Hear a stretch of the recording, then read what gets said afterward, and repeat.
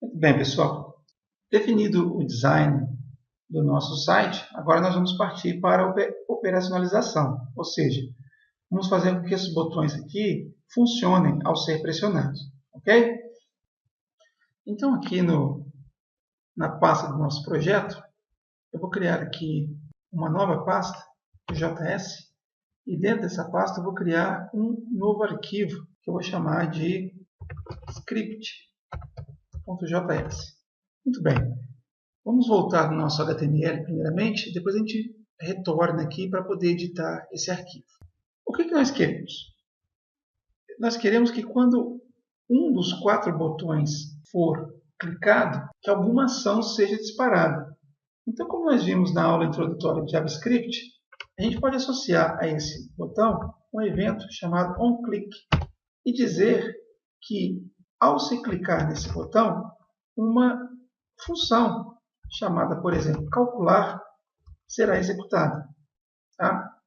Essa função, diferente daquela que nós usamos como exemplo na aula introdutória, ela precisa de parâmetros. Tá? Então, eu preciso dizer para o meu JavaScript quais são os valores que serão usados do cálculo. Tá?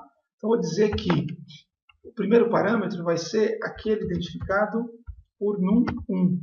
O segundo parâmetro será o segundo número usado na operação, C num2, que vem aqui desse input. O terceiro e último parâmetro será a operação que deve ser realizada. Tá? Então, quando se clicar nesse botão, o botão somar, eu quero que seja realizada uma soma.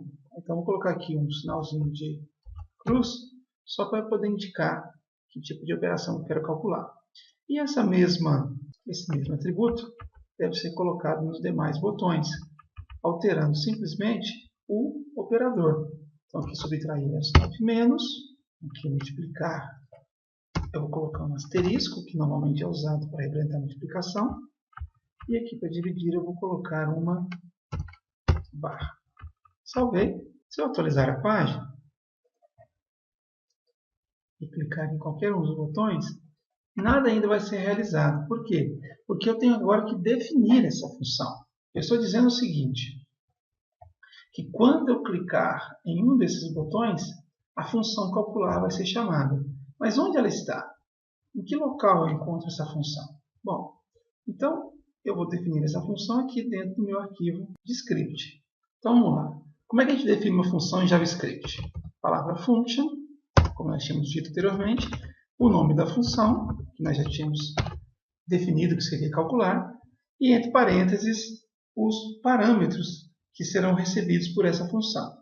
O primeiro parâmetro vai ser o identificador do num1, esse identificador aqui, certo? O segundo parâmetro vai ser o identificador número 2, e o terceiro parâmetro vai ser o operador.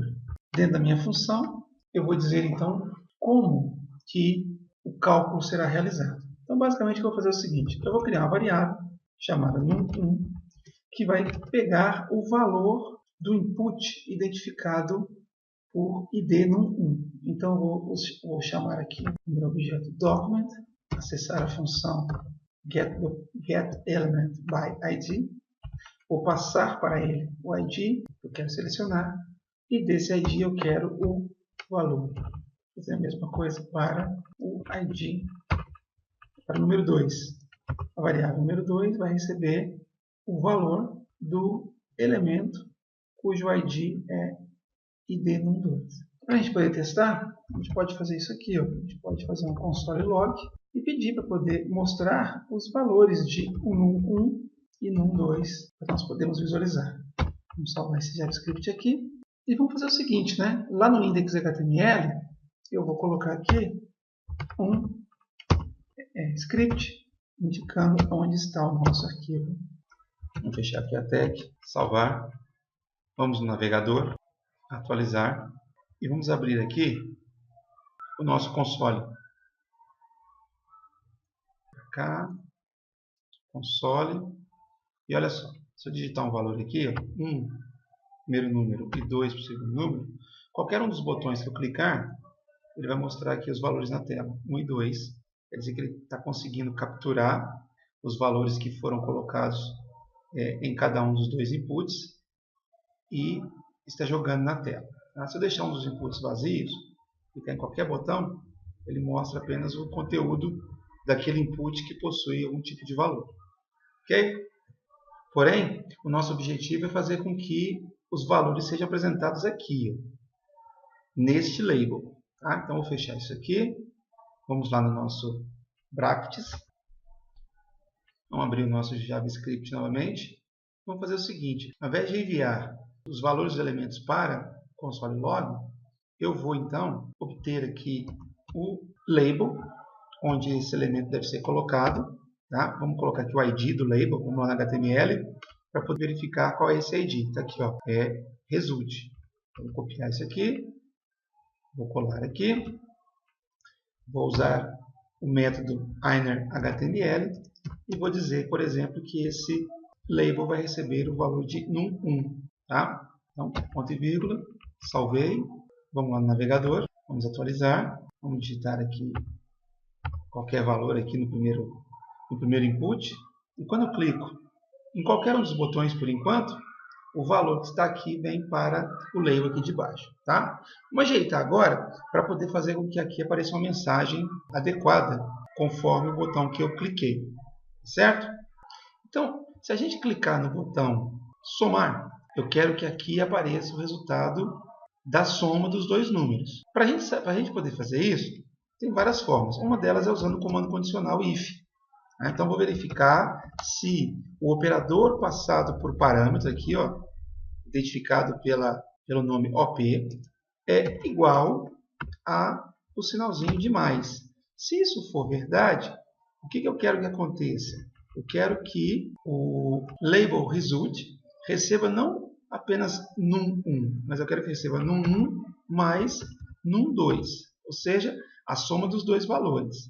Tá? Vamos salvar isso aqui. E vamos verificar o que vai acontecer. Perceba que não vai funcionar ainda não. Vamos atualizar a página. Vamos colocar aqui o valor 1, primeira caixinha, e o valor 2, segunda caixinha. Quando eu clicar no sinal de mais, olha o que aconteceu. Apareceu aqui 12. Mas a soma de 1 e 2 não é 12, é 3. Certo? Então, alguma coisa estranha está acontecendo. Tá? Vamos voltar no nosso código. O que acontece aqui é o seguinte. Quando eu leio o valor de um determinado elemento HTML, essa função retorna um valor do tipo string, do tipo cadeia de caracteres. Tá? Então, o que está sendo colocado aqui nessa variável não é um número, e sim uma sequência de caracteres. E com sequência de caracteres eu não posso fazer operação aritmética. Se eu tentar, como eu fiz aqui, o que vai acontecer é um processo chamado de concatenação, ou seja, ele vai pegar o primeiro valor armazenado na variável num1 e vai pegar o valor de num2 e vai juntar com o valor de num1, ou seja, ele vai colocar na frente do valor de num1. Como eu tinha o valor 1 aqui e o valor 2 aqui, ele apresentou na tela o valor 1 seguido do valor 2. Se eu tivesse colocado um texto qualquer aqui, ó, valor 1 é igual, fechei, valor 2 é igual, fechei, vou colocar aqui, valor 2. Então, se eu tivesse feito isso daqui, ó, eu estaria concatenando cadeias de caracteres, né? Então, eu escreveria essa expressão seguida do conteúdo da variável num1, que eu li a partir do elemento com id num1. Depois, seguida dessa expressão, e valor 2 igual, seguido do conteúdo da variável num2, que foi obtido aqui através do elemento cujo id é igual a id num2. Se eu salvar isso daqui e atualizar minha página, digitando aqui os valores 1 e 2, clicando no botão somar, olha só, aparece uma frase, valor 1 é igual a 1 e valor 2 é igual a 2. Se eu colocar aqui, sei lá, 36,99, clicando no botão de salvar, ele atualiza aqui para mim. Tá?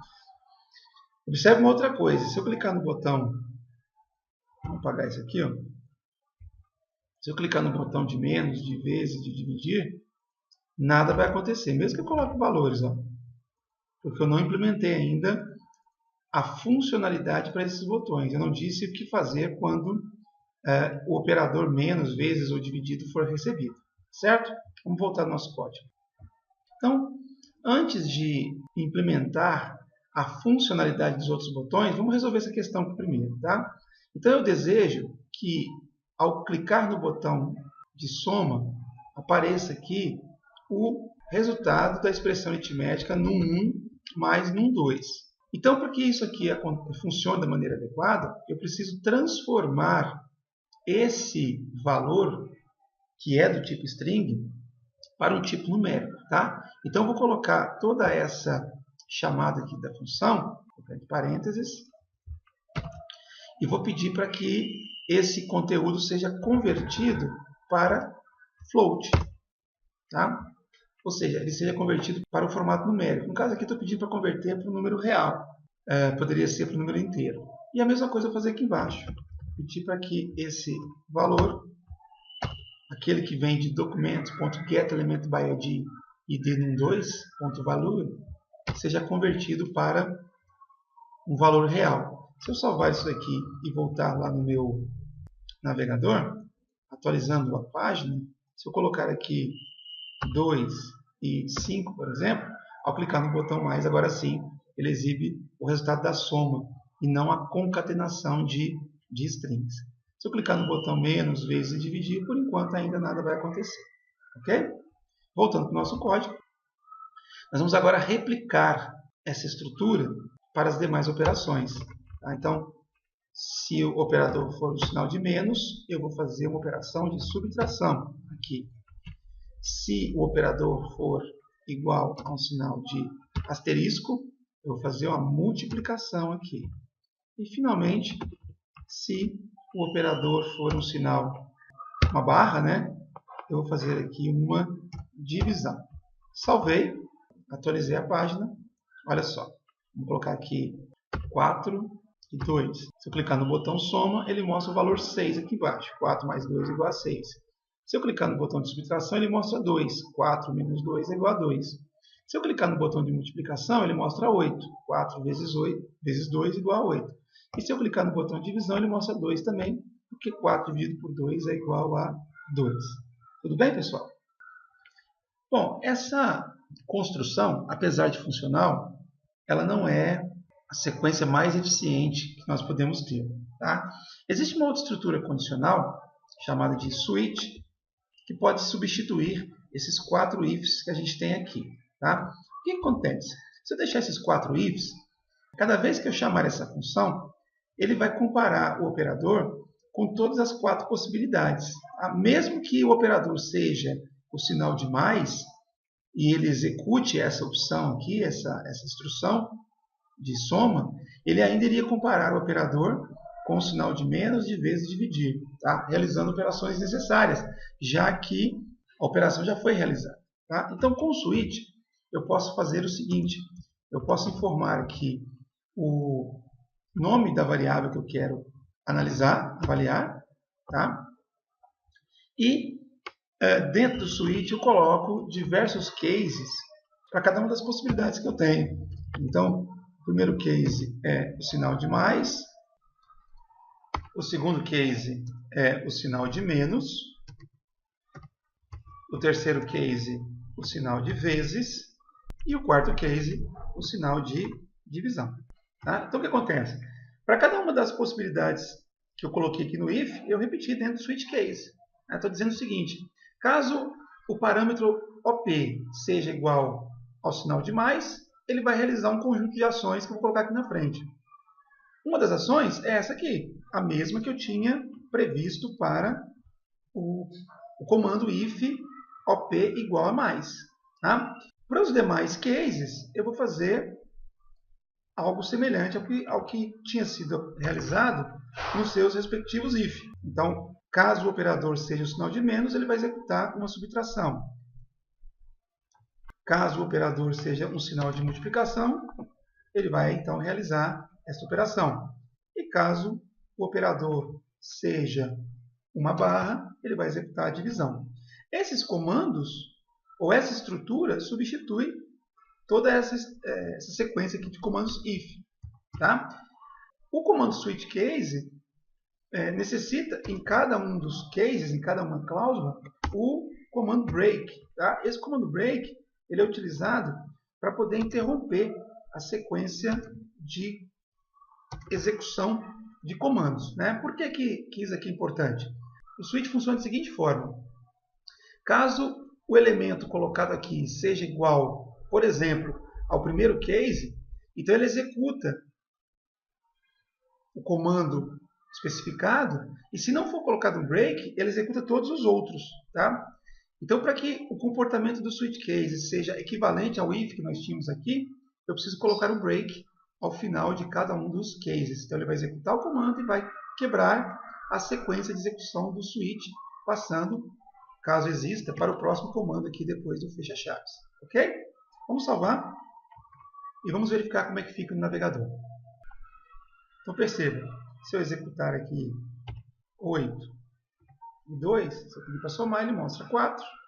Opa, tem um problema aqui. 8 mais 2 não é igual a 4. Vamos voltar no código para ver se eu fiz alguma coisa errada.